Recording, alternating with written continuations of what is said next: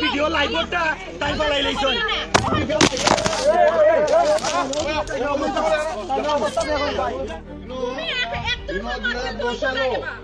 বসালো এখান মান্ডবর দেখা court commission হয়েছে কোর্ট কমিশন পাওয়া